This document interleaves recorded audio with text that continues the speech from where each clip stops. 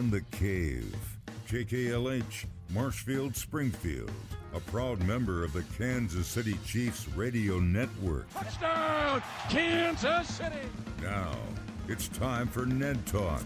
Yep, it is time for Ned Talk on this stormy Sunday. I'm Joe Westen, joined by Ned Reynolds and Jake Gillette. How you guys doing? One of my less than favorite things is to wake up with thunder and lightning. I don't know why, but it just is not off to a good start, and that's what it was. Do you hide under the bed Might as well, yeah. when that happens? Jake, how are you? Long time no see. I'm good. I'm the exact opposite. It's almost like a little drop of chlorophyll, and I'm out for like another 6 hours. Jeez. I love rain and thunder. Yeah, we've had a couple of championships been decided since we last were on the air. The Golden Knights won in the NHL, and the Denver Nuggets won in the NBA. And Kevin from Denver actually is in Hawaii right now. Are you there, Kevin? Are you with us? I am. Good morning, All right. Ned, Jake. Morning. Hello. So, give us a little background of what it's like in that championship city. Well, it's fantastic. We just had the parade a couple days ago. You know, people, hundreds and hundreds of thousands of people. Now, people have to remember that we've gotten a little lucky with some of our other teams, and the Broncos have a few, and the Avalanche have a few. Rockies have been to the World Series, but the Nuggets never gotten there, and it's been 50 years. So for those of us who grew up watching them and still do pretty religiously, it's been a long road, and it feels great, man. So Djokovic, let's talk about him a little bit, Ned. You've been saying as we've done the show for the last few weeks and talked about the NBA Finals and the NBA playoffs. Has there been a more quiet star than this guy? Probably not, no, and blowing smoke a little bit, I picked the Denver Nuggets to win the NBA championship at the start of the year. They're just a very good, solid team. Novak Djokovic Jokovic, he says his name, isn't the only one on that team. They've got a lot of other very good quality players, and that makes, Murray, for one. Jamal Murray is a great counterpart to Jokovic, but bottom line is he is the key, and I think you saw that in a number of games when he simply took over. The defense decided to let him have his points, so he took them. And then had 11 triple-doubles? It's just pretty doggone good. Kevin, how many games did you guys go to? So I went to game one. As you can imagine, they were kind of tough tickets to get. So I went to game one, and guys, I know you're a big fan of the tennis player, Jokovic. Mm-hmm. We're talking about Jokic. Jokic. I mean, these Serbs all sound the same to me. Jokic, sorry. Yeah, we're from Missouri. They're good friends, by the way. Yeah, they are. One roots for the other. That's true. So, what was the atmosphere like there in Denver? Was there any? Did you guys have any fear of playing against the Jimmy Butlers? So I would say no. If we backed up a little bit, we were a little concerned about the Suns. We didn't know what we were going to get with Durant and Booker playing together for I think only a month before that series, and they kind of went off. But once we knocked them out, our old nemesis came at calling, and that's the Lakers. We've played them to get to the conference finals, I want to say 4 times, and they beat us every time. So for me, that was exercising some demons. But we were scared of them too. They have a 1-2 punch in Davis and LeBron, and they had some good role players like Reeves. And we just are used to them knocking us out of the playoffs. And so we were scared of them. By the time we got to figure out that it was going to be Miami, who was an 8 seed and didn't have any real length, I think we all knew that it was over. They stole game 2, so you get a little nervous, but I think we all knew we had the better team, the deeper team, all that. I think the only one thing that scared us, maybe a little more than Jimmy Butler, is their coach. He's very creative, and he was undermanned, but he threw a bunch of different looks at us that we hadn't seen. And like you said, Ned, they decided at some point just to let Jokic do his thing. That didn't work either. But they were trying all kinds of creative stuff, playing zone, doing full court press, stuff you don't see in the NBA. That was a little concerning, but we felt comfortable we would beat Miami. That's a very good everything point. They had to get there. You make a very cogent point too about the Spoelstra throwing these were junk defenses that he threw up there. He knew fully well that man for man, Miami couldn't stay with Denver. They're just not as good a team. But he thought he could fool them. I'll tell you what they did, too, that impressed the daylights out of me. They pressured the point guard every time up the court. I mean, this guy, I don't know who the Miami defender was, somebody with whom I'm not familiar, but he was all over that point guard to take them out of the rhythm. And in game 2, the one that the Nuggets lost in Denver, it worked. And it's a close game, and Denver had a chance to win the game in the at least tie the game anyway in closing seconds, and didn't get that to go. But the fact remains that they were taken out of their rhythm by a junk defense, and then when Miami tried to do it in Miami, it just completely collapsed on them. Denver was able to adjust to that defensive gimmick that Miami was using and used it to their advantage. And the adjustment is Jokic underneath. He's just impossible to stop. What was it? It's not just the scoring, right? He can he can score against anyone, especially if you're not going to double him. But as soon as you do double him, he carves you up with the pass. And you talk about that pressure on the point guard net. They were doing. I mean, Jamal was having to work so hard just to get past half court that we finally. That's the beauty of a 4 to 7 game series is you kind of know what they're doing at some point and you adjust. And we started having like Aaron Gordon bring the ball up. We had other people do it to save some of the energy for Murray because they were just mauling him everywhere. And like you said, it was kind of a junk defense, but it worked for a minute. But then we made our adjustments. It seemed to me in watching the NBA Finals from a distance, or watching the NBA playoffs from a distance, that the Nuggets were probably way down the list as far as any team that people were talking about. I know that they were a number 1 seed. I know that they were considered the best team in the NBA, but the talk in the media was not surrounding them. It was a lot of talk about the 76ers and Embiid. There was a lot of talk about the Celtics, a lot of talk, of course, always about the Lakers.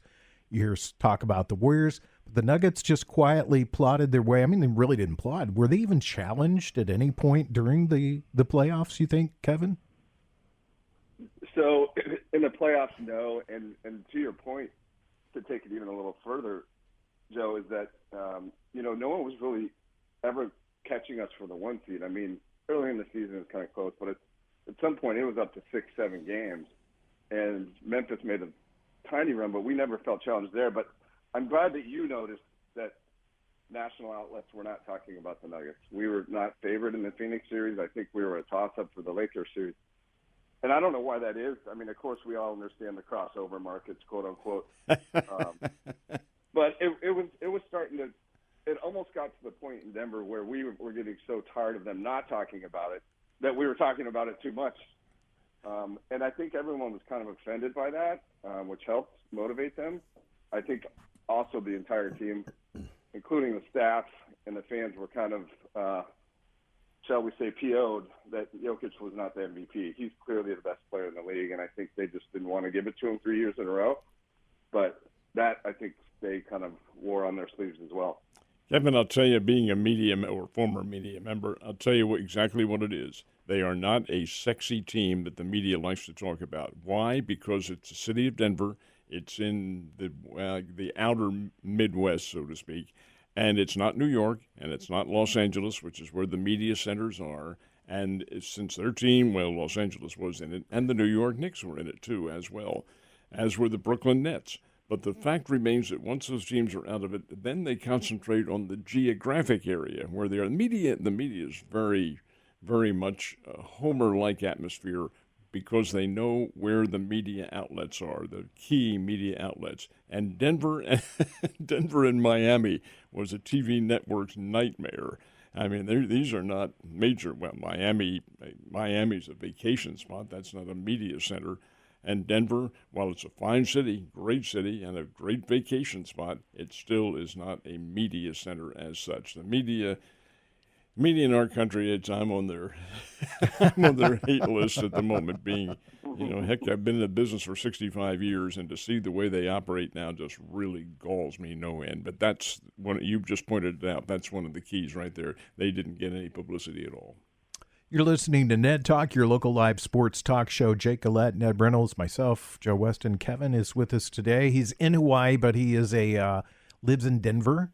So we have been talking about the Denver Nuggets, and I can't get you off the phone yet, Kevin, without talking a little bit about the Denver Broncos. So let's talk about that for a second. There's been a little bit made of a leaner Russell Wilson. What's your thought on all that? So I've heard that too. We've seen the pictures. He's sort of brushing it off when people ask. He says, "Oh, I don't know. I don't weigh myself." But we all know he's leaner. That's a lie. Right, it totally is. But that's just kind of how he operates, right? Everything out of his mouth is just rainbows and unicorns, which is fine. But it gets old when you're not winning. And so he's leaner. What we don't know, and it's kind of interesting, Joe and Ned, is that they're kind of closing practices. Sean Payton's kind of come in and said, I've had it with this culture that you guys have. And so he's kind of closed practices off. He's taken away their social media. He's really kind of taking a military approach, I think, to begin with here. And so we're not hearing a bunch from their practice facilities. We don't see a lot. And it's not open to the fans that much. So we're all kind of just hearing the same things you guys are hearing. But, yes, that's definitely one on the list that they keep talking about. He made a major, in my opinion, major trade. And while it's not from a talent standpoint, it's from a psychological standpoint, getting Frank Clark, picking him up from the Kansas City Chiefs. Clark's 29 years old. He's probably past his prime. He was with the Chiefs. They let him go.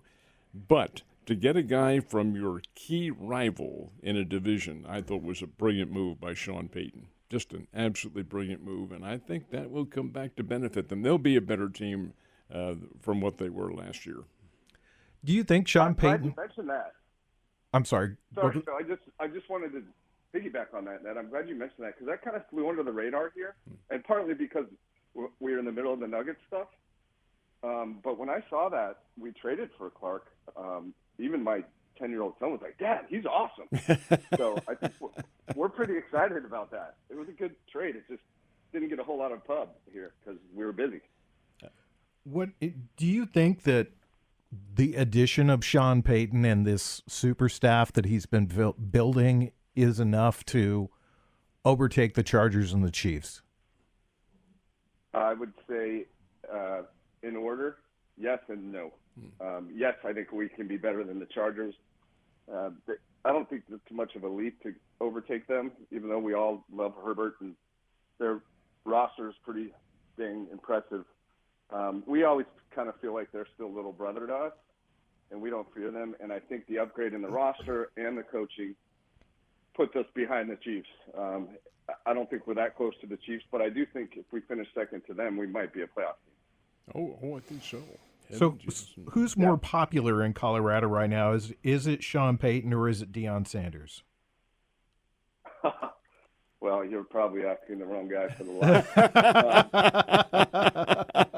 I will just tell you what I mean. I'm glad you mentioned Deion. We can't not talk about what he's doing up there. It's remarkable, and we're the only spring game on TV, and it was televised on ESPN and it's sold out. Like, that doesn't happen here. And so, say what you want about his tactics, and I think he's in big trouble in year one. Their schedule's really tough, and his roster's not even all on campus yet because of some of the guys, that all took off, and he brought in all his guys. They haven't stepped foot on campus yet, so they're not going to have much time together. So I think it's going to be a rough first year. But the season tickets, the pub, they're on the front page of the sports page now.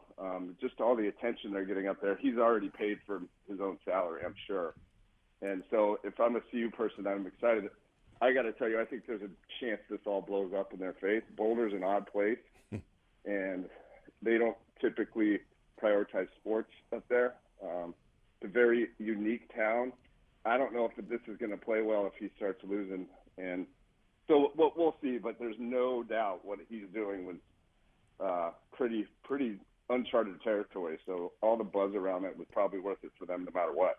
Opening game is with Texas Christian in Fort Worth, and all they were is runner-up to national champion last year. Now, they got blown out in the championship game, but that's That's neither here nor there. They were there. They were in the title game. Correct. That's number one. And then their home opener next week is Nebraska. Thank you, sports fans. That's no piece of cake in the scheduling. Even though Nebraska's been down, they have a new coach, Matt Rule.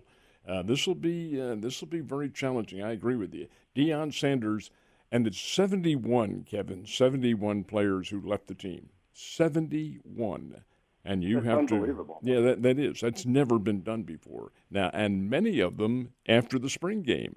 That says something. It says something right there that not everybody's buying into your system, and you may have your recruits from Jackson State, which is a 1AA program, but is that going to help you? You make a very good point. Hey, I got to ask you a quick question. Joe said that you won a trivia contest. Is that correct? Yeah, unbeknownst to me, some famous YouTuber, TikToker was at the Nuggets game we went to, and in the finals, and my son knew who he was. I guess what he does is he interviews you, and he tries to trip you up. So he says, "No, do you know Nuggets trivia?" And I say, "Yeah, pretty well." And then he'll say, "Who's the third leading rebounder in the 1970s?" Right, like just really obscure stuff. And we were able to get them all, and so he no kidding. Away. It was all on film, and he posted that stuff. And he has like 1 million followers, so it was kind of cool, a new kind of world for me. All right, I'm gonna ask you one now and see. I'm sure you. Well, I'm not sure you can get this either. In our town right here in Springfield, Missouri, is a Division I university. It's called Missouri State University. Now it was Southwest Missouri State back in the 80s. We have one product. Now, this hasn't produced a number of NBA players at all. There have been a few, but not a great number.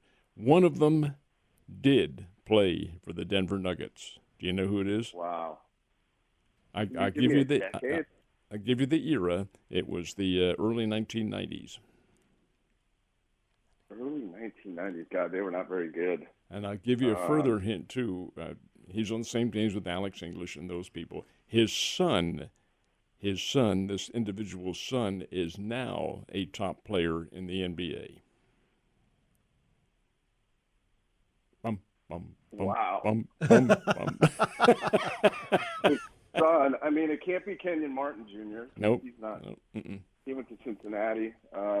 Wow, that's a good one, Ned. I don't want to it's play the whole Jeopardy song. The player is Winston Garland from Southwest Missouri State, and his son Darius Garland with the Cleveland Cavaliers is an NBA All-Pro.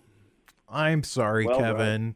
I don't want to stump you at all, Kevin. Your consolation prize is 2 weeks in Hawaii. So yeah, you're in Kauai, and we are not. Thanks, Kevin, for joining us. You guys have a great rest of your vacation, and give all my love to everybody. Okay? Good talking to you guys. Happy Father's Day to all the dads out there. And all right. to you, See you, sir. buddy. Happy Father's Day. We'll be back with more Ned Talk on 104.7 The Cave.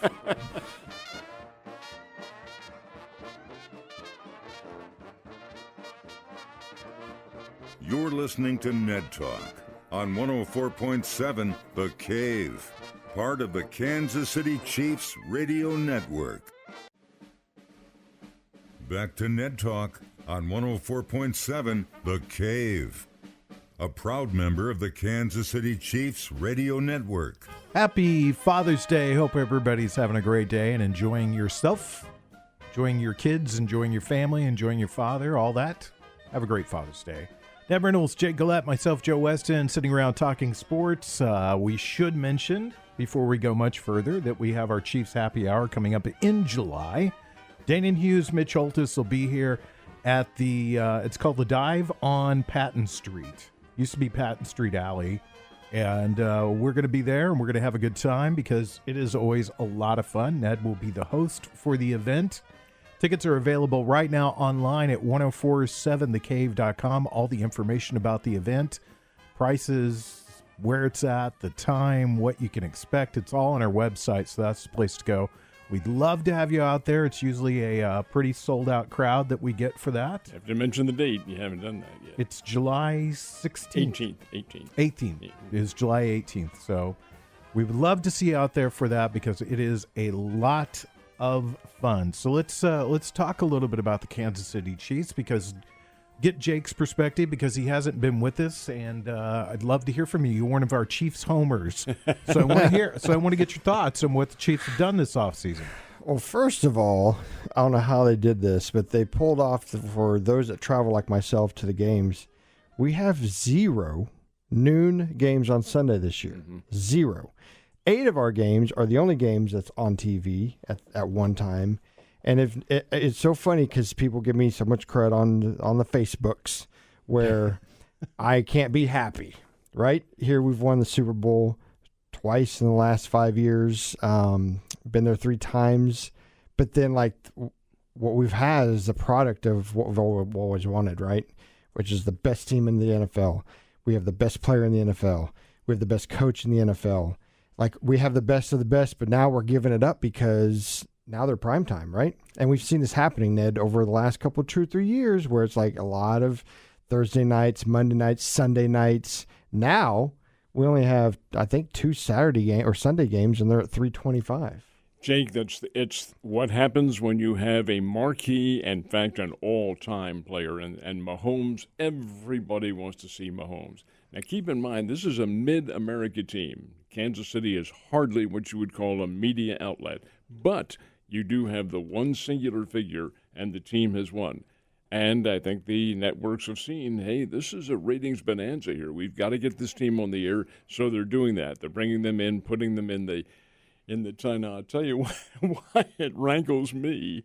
Now, keep in mind, guys, this is all selfish. This is all personal. Same here. I mean, same. My Sundays, I come in here. Let's see, what would we do? The show at 10 o'clock? 10 o'clock in the morning. 10 o'clock in the morning, which is fine. I have my coffee at 9 and won't be able to do any of that this year. Nope. Done. And our schedule for the Chiefs, our local pregame show here will be so convoluted.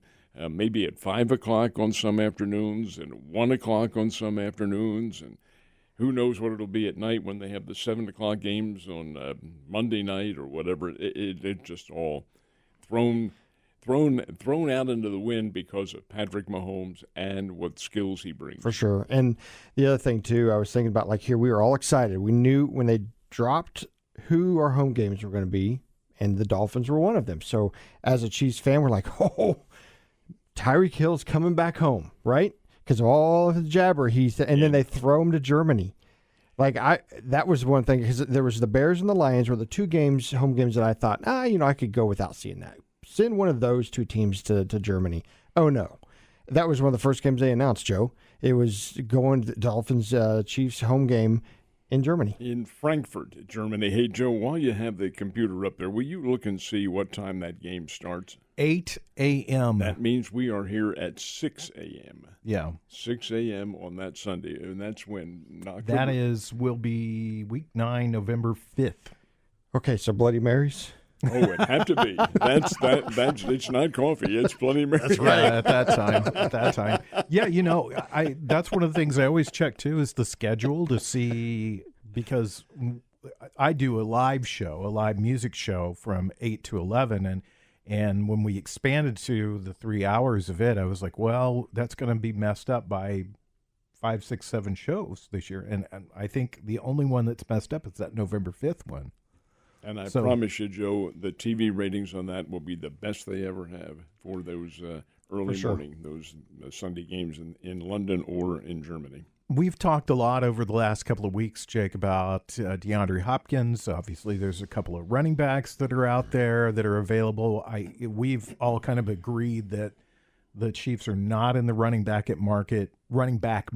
No. But what do you think about DeAndre Hopkins? Do you think that's a possibility? Well, man, I am so torn on this because every time you talk to anybody, they're like, hey, what do you think of DeAndre? I'm like, do we need him? Mm-mm. Like, we did it without Tyreek Hill. And my thing is this. You start bringing in these veteran players that are set in their ways. And I haven't heard anything about his locker room, his locker room character. But, man, we have... And I hate using the word he because we're not part of the Chiefs ownership. But what the Chiefs have is a team atmosphere, and they come together, and there's no singling anybody out. And we have Tony that's really, I think, set to take the stage there. We got rid of some guys this year with McCall Hardman leaving, and Number 9, help me out with that. The Juju, he's gone. So do I think it would help us? Sure. But, man, as long as we stay healthy and Travis Kelce, I was watching last night at 10:30 at night, the Chiefs at the Chargers when Kelce scored, 2 or 3 touchdowns. And I'm like, that's all we need is like you focus on this where the defense has to focus on that, the Patrick to Kelce thing. And then it opens up to everything else. And Pacheco is in his second full year as our running back, who reminds me of Jamal Charles, the way he runs. He's excitable. He has some legs. His thighs are the size of me and you put together, Ned. And I just think that we don't need a guy like that. I think that we let and Andy Reid do their thing, bring in guys. We got some decent draft picks. Let's see. Just roll the dice with what we have. Couldn't possibly agree with you more. I think that's exactly why they didn't go after Odell Beckham Jr., and I don't think they'll go after. And there's another reason too. The locker room is the key one, in my opinion. That's certainly Odell Beckham's case. I think DeAndre Hopkins, I think he's probably all right. Sure. Notice that Deshaun Watson wanted him with Cleveland because they had a good working agreement in Houston, and I think he is probably okay.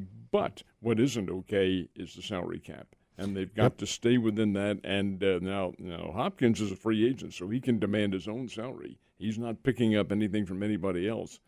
But the bottom line is, can the Chiefs afford that? They are at the moment, under $1 million in cap space. That's nothing, folks. I mean, you don't have anything to work with in that case. So they would have to make a roster adjustment, and excuse me, who knows what that might be. But the fact of the matter remains, monetary figures into this, as it would with anything. You've got to keep your costs under control, and they're not going to be doing that at all and even with the kid from the Minnesota Vikings, the running back who they let go with Dalvin Cook. Dalvin Cook. We don't need Dalvin Cook. Nope. No, I agree. I think the running back by committee, which has been set up there in Kansas City, works extremely well. I was excited to see them bring back McKinnon. Yes. Because I felt like he's such a nice change of pace to Pacheco. Now, they still have this chip with Hilaire that they could do something with, because obviously he's not fitting into the plans anymore. He's listed on the depth chart as being the third string running back right now. And again, maybe that's the place for him. Maybe that's where he's at. Maybe that's where he shines in a lesser role that puts less wear and tear on him. But I'm still a little concerned, and I'm going to be the devil's advocate on all this, is I think there's a lot of emphasis going into the season on Tony, and I don't think he's the guy that you can place your chips all in on because he's injured so much. And then Sky Moore has been talked about a lot too, and he's just a little bit of an unknown quantity yet. So I would like to see them add a veteran receiver, not necessarily DeAndre Hopkins, but maybe if they could find somebody that just fits the bill for them, that would give them a little more depth in the receiving position. There could be somebody who's cut loose in training camp. You just don't know, and that's probably what the Chiefs will wait and see who's available on the waiver wire and so forth and so on. Not now, but after the training camp, maybe halfway through the training camp, whatever it is that they decide to cut the squads. There is specific dates that they have to cut them down, and right there I think is where they may be some deal. Let me get this from both of you guys. When you saw the schedule, and I've got a copy of it laying right here on the panel for us, and when you first saw it, besides the obvious games like the Raiders and the Broncos and the Chargers, what games drew your attention? You're like, we'll see that game. Let's bring Cincinnati back home. Show them that they're, put them back in their place. They're going to be a hot team this year. We got Philadelphia, the Super Bowl matchup again coming to town. And then there's one other big one, Joe. Help me out here. How about the Bills? The Bills are coming back to 14. town. So I love the first game matchup. I'll tell you, Detroit Lions ended the season hot. Yeah. And I think they have something to prove. They did something really weird. I did go to the draft, and there's some guys I went to that are in those fantasy leagues that are more of a it's a league where they keep their teams forever. And so Dynasty League, that's what it is. And so when the Detroit Lions drafted a running back for their first pick, when they have DeAndre Swift and that other kid, Williams kid, that just tore it up as a running back by committee, And they did that. Well, then DeAndre Swift goes to the Eagles. And so I tell you what, I hope the Chiefs do not think that the Detroit Lions, and don't get caught up with the Super Bowl ceremony, just catches them at surprise. That'd be terrible to lose your first game. Terrible. But I don't sleep on the Lions. That'll be a good game. I'm happy it's not the Chargers. It's been the Chargers the last 4 years. Our home opener's been with them, and so I'm happy to see Detroit come to town. These are pro athletes against pro athletes. They won't go to sleep. They know fully well that the talent level is there. It's there with every team now. There's some that aren't as good as others, but hey, that's because the talent level may be readjusted. These guys can all play the game. Need I remind you the Indianapolis Colts game last year? Chiefs obviously didn't not wake up for that game at all. They were undefeated going that game. Really, when you look at the schedule, they've, like Jake mentioned, don't sleep on the Lions. If they can keep things rolling, they were a very good football team at the end of the season last year. Jacksonville in week 2. You don't really need to see more about that. That's an up-and-coming football team. That's going to be a great game. Week 3 is the dog for me. That's Chicago. And maybe Chicago turns the corner this year. You've got, week 4, you got the Jets. They're going to be an improved team this year. At the Jets. Then they've got the Vikings, Broncos, Chargers, Broncos, Dolphins. That's a tough stretch right there. Right there. Those 4 games could be very tough. And then when they come back off the bye, and by the way, Chiefs fans always like to point this out, who's the best coach coming off the bye? Andy Reid. They'll face the Eagles, then they get the Raiders, then the Packers, the Bills, Patriots, Raiders again, Bengals, end the season with the Chargers. That's a tough schedule. Well, what's interesting is that last year when they had the schedule, it was also tough, but they had the tough teams first, and then they had perhaps, if you can call a team in the NFL they had the lesser schedule. This year, it's reversed. It's the easy ones. If there is such a thing as an easy pick in the NFL, it's the first part of their schedule. Then it really gets real. When you have the runner-up to world champs in there, hey, gang, Philadelphia lost by 3 points in that game. Yep. Had a chance to tie it, send it overtime, maybe a chance to win it. Kansas City won. Well, it's 38-35, I think the final score was.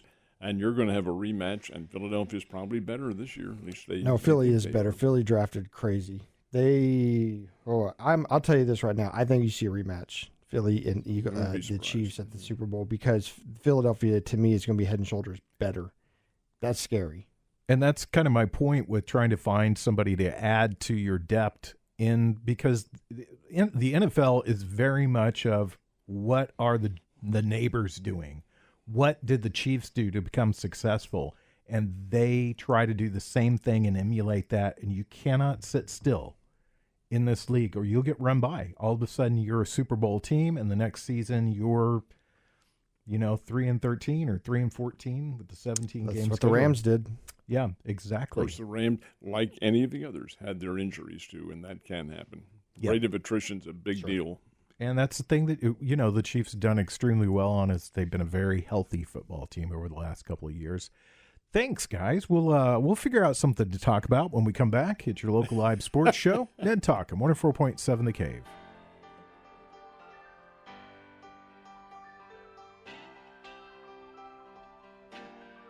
You're listening to Ned Talk on 104.7 The Cave, part of the Kansas City Chiefs Radio Network. Back to Ned Talk on 104.7 The Cave, a proud member of the Kansas City Chiefs Radio Network. Cardinals game just started on TV. If you want to listen to it after we're done, go to our sister station, The Bull. They've got it on right now. They're your home for the St. Louis Cardinals right here in the Ozarks, just like we're the home for the Kansas City Chiefs. But stay with us while we talk about what's going on with the Kansas City Chiefs. Or not the Chiefs, the St. Louis Cardinals. And Ned, when we were here last week talking about this, the NL Central is so tightly bunched there together. Besides the Cardinals, you have a bad week and you go from second to third really quickly, and that's what happened with Pittsburgh. They are now in third place. And you're right about the Cardinals. They are the least team in the least division, and that certainly doesn't mark very well for them. They're 8 games out of first. They are 5 games out of fourth place. out of contending spot. However, the key here is the Cardinals are, at least theoretically, not that bad a team. They played poorly. They're 15 games under 500. But nobody else in the Central has really pulled away and established themselves. The Brewers, they're up there. Cincinnati, I think Cincinnati has a sleeper team. Pittsburgh will in the future, but they're probably not there yet.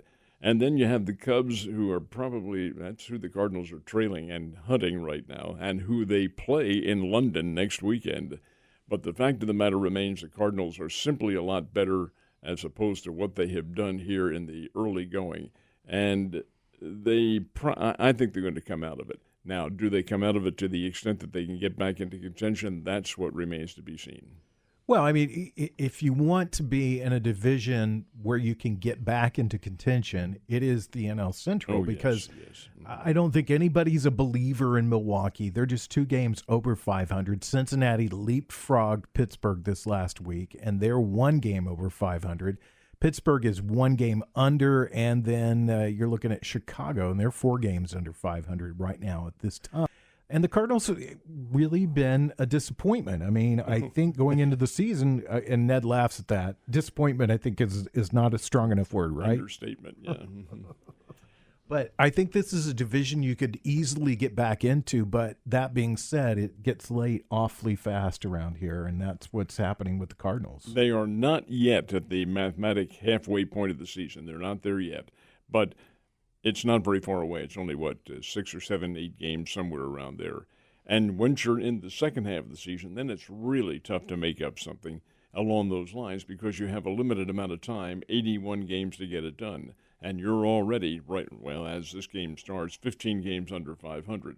So you really have to apply yourself and play really an interesting strategy of the game, which the Cardinals, in all honesty, have not been playing. I think they may be changing their philosophical approach now. I have seen more bunting, more sacrificing, but yesterday's game, for instance, that they win 5-3, 4 of the 5 runs are produced by home runs. That's not, in my opinion, not going to win. They're trying to hit for the long ball, and I'm not just sure that's a real good idea. Although we're watching one sail into the one seats just went out. The Cardinals up 2-0. That's Arenado who hit the home run. 2-0. That's fine, and it's a great way to start. But can you hold on to that when you get off to an early lead like that? I wish they would play more for small ball. I'm a small ball fan. That comes down to coaching, though, Ned. And It their does. coach It this year does. is not. Well, the coach is following the dictations of his front office, and they want something that's going to excite the fans and home Flashy. run, dig the long ball. It's just like people shooting 3-pointers when they shouldn't be shooting 3-pointers. Bingo. I heard somebody say last week was talking to me about the Cardinals, and they said that one of the managers in Major League Baseball has actually come out and said that he doesn't even make out the lineups anymore, that it gets handed to him at the beginning of the game. I wouldn't be at all surprised. And that it was a computer-generated lineup. Well, that or a front office generated lineup. Well, based on a computer analytics. Hey, AI, baseball AI, look out, artificial intelligence. Yeah. We lament that every week. That's just cut and paste right here. If we talked about that, in the past, the Cardinals have always been a streaky baseball team, and I guess my question to you, Ned, is you mentioned that we're coming up on the halfway point. We're coming up on the All-Star break, and then after that, the next big thing is a trade deadline. If the Cardinals are not, if they're kind of sitting where they're at right now, do you see them being sellers? Sellers, yes. And I don't think they're going to wait till the trade deadline, which is July 30th. I think they will probably make a decision sometime, maybe after next weekend, July the 1st, July 2nd, right before or maybe right after the 4th of July holiday and the All-Star break. I think if they're going to make a decision as to what route to go, that's when they make it. I don't think I think they would be folly to wait until the end because they're quite a ways behind right now. Do they have the capabilities? Yeah, of course they do. But will they get that done? I just don't know if they have the consistency. Baseball's been kind of fickle over the last few years, too. We've seen some teams who are not doing very well, and they become sellers, and then all of a sudden they're better, and they're playing better. Let me ask you, and I'll ask Jake, too. You guys put yourself in the GM chair. who do you see the Cardinals maybe moving or trying to move before the trade deadline? Well, O'Neill, certainly. He doesn't fit into their game plan at all. He would, of course, he's not going to fit into anybody's plan right now because he's inactive with a back injury. But once Tyler O'Neill is healthy, I think they try to deal him and try to get a pitcher. They do need pitching on this team. Now, right now, this game, we're going to see Matt Liberatore, get in there and pitch. Okay, good young left-hander. How great he is and how much stamina and consistency he has, that remains to be seen. In terms of the rest of their pitching staff, it just does not really bode itself into a championship level, at least in my opinion. We'll see. I think they need a stopper from the starting rotation. They need to have that in there, and they're not easy to find. Do you think any big names move? Flaherty or possibly Arenado or Goldschmidt? Flaherty's name, Goldschmidt, no. Flaherty's name is on the list, yes, because he does become a free agent, and I don't know how their negotiations are going, if there are any. There may not be. He's certainly one. Jordan Montgomery, the left-hander, is a free agent at the end of the year. He might be one, maybe pitcher for pitcher. I just don't know. I don't know how they think or what their thought process is. What about you, Jake? Well, that's what I mean, if you're going to sell, you're going to have to get rid of a big-time player to get as much as you can in return, right? Sure. And so Goldie would have been my first. But, I'm not sure with the Cardinals what they're, like you just said. Nobody really knows what they're going to do. And would you be surprised? You know, I think you doing something like that, getting rid of such a flashy player, would ruffle some feathers here locally. But then at the same time, if they can do that, but then net something out of the deal where they're getting a couple of 2 or 3 decent players, then sometimes you got to just go for the big flash. And if that's what they're all about, which is what you started out saying, that it's all about hitting home runs and being flashy, I mean, go for it. Jump all in and make it happen and do something flashy. In Goldschmidt's case, though, he is the most valuable player last year, and I don't think that you pull the plug on that. He is having a good year, and he's certainly a consistent player, to say the least. But the fact is, it'd be very tough to pull the trigger. He does become a free agent, but it's after next year, 2024, is when he becomes a free agent, and he is going to be 36 years old at the end of this season, like in September sometime, and that's considered to be an old person in baseball. It's not. It's considered to be that. So we'll see how they think. And yes, I do think they make a deal somewhere along the line. And the bright spot of the season, though, is they have a big chip to build around, and that's Jordan Walker. He's one they will not get rid of. Yeah, they will not be trading him. I'm sure his name will be brought up by teams, but I don't think they'll trade him. When we come back, we'll tell you what we're going to watch on TV this afternoon, and maybe we'll. I want to talk a little bit to you about motorcycle riding. Okay. Yeah. When we come back, it's Ned Talk on 104.7 The Cave.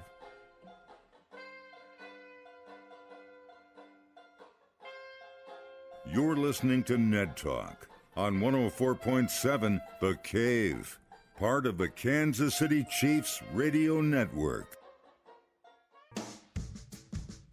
Back to Ned Talk on 104.7 The Cave, a proud member of the Kansas City Chiefs radio network.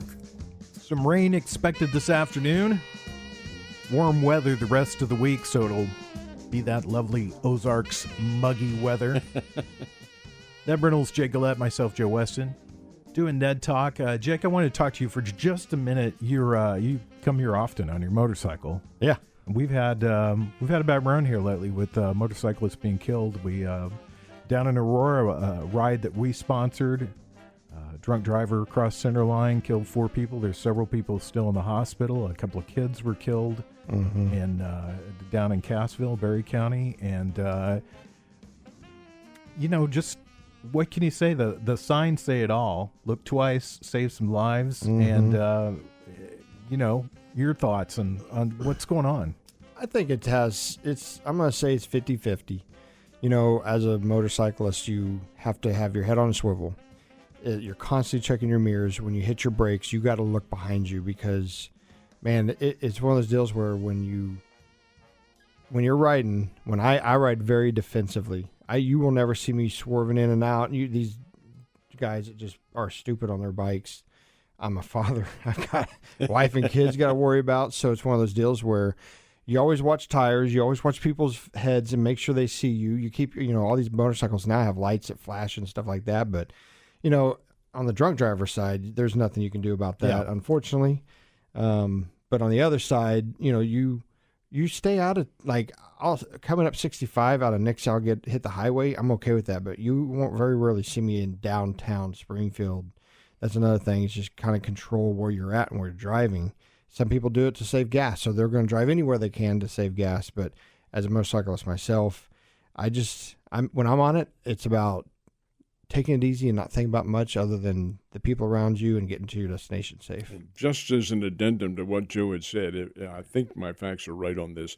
That accident that you talked about was the driver who ran into the cyclist, and the driver allegedly was impaired. So that that's really a situation that you can't see coming. I think the driver went off the other side of the road and went into the path of the other cyclist, and that resulted in fatalities. Yeah, and let's point this out too. These people were out on a motorcycle ride. They were out there helping to do a tour drive. The daughter of the guy that put that together was killed. She was a teenager. She wanted to be a part of this event, and some guy drunk on a Saturday afternoon, allegedly drunk on a Saturday afternoon, crosses the center line and hits these people. And sad. Be smarter than that.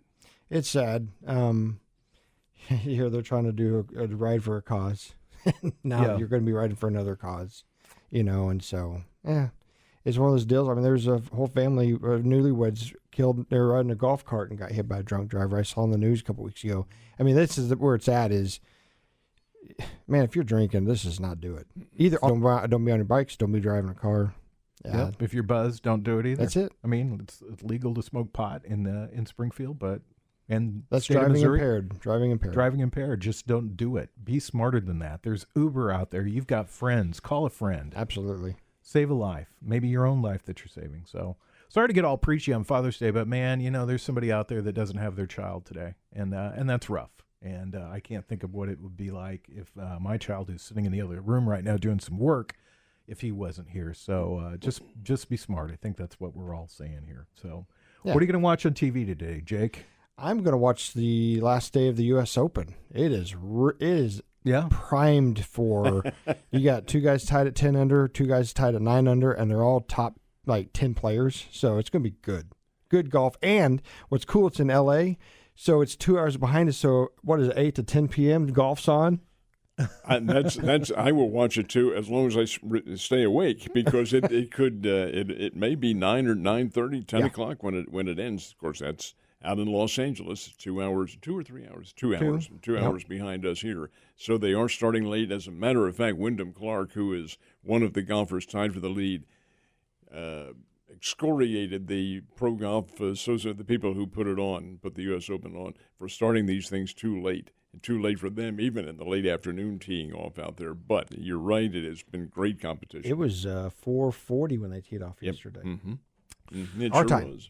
All right, yeah. So when we're here next Sunday, Ned, remind me, because we need to talk about LIV and PGA merging. We need to talk about that. We're out of time today. If you missed the show, you can download it as a podcast through our website at 1047thecave.com. Look for it at wherever you get your podcast at. Just search out Ned Talk, or you can listen to it on your smartphone app. Thanks to Corbin Campbell, Brian Tyndall, Nick Fury, and Mike the Intern. We'll see you guys next Sunday. Ned Talk.